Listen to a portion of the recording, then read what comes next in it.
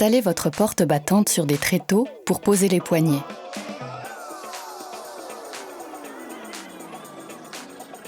Repérez le milieu de votre porte, marquez l'emplacement avec du ruban adhésif de masquage et posez le gabarit fourni en positionnant la flèche sur le milieu. Marquez l'entraxe de vos poignées sur le gabarit, puis sur la façade. Fixez un tasseau à l'aide de serre-joints à l'arrière de la porte afin d'éviter les éclats de bois.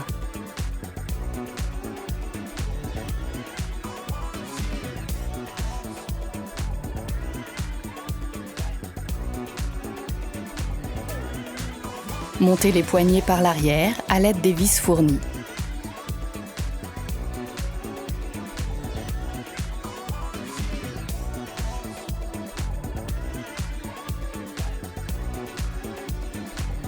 Retournez la façade sur les tréteaux et vissez les charnières.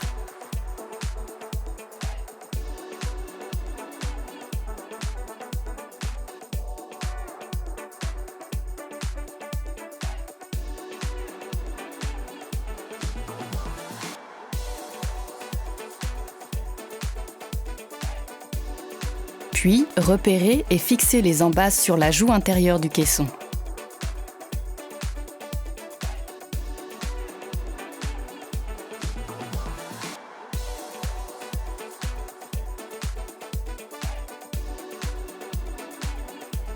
Clipsez les charnières sur les embases. S'il est nécessaire d'ajuster la position de la porte, commencez par dévisser l'ensemble des embases avant de procéder au réglage.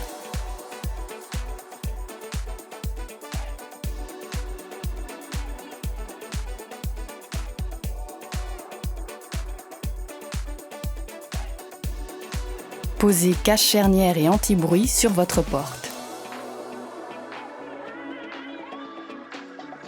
Procédez de la même façon pour chacune de vos portes battantes.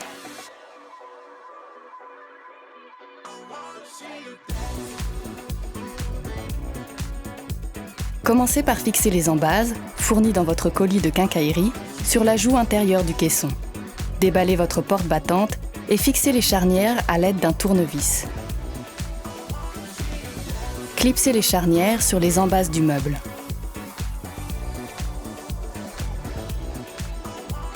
Réglez les vis pour ajuster la position de la porte, en hauteur, en largeur et en profondeur.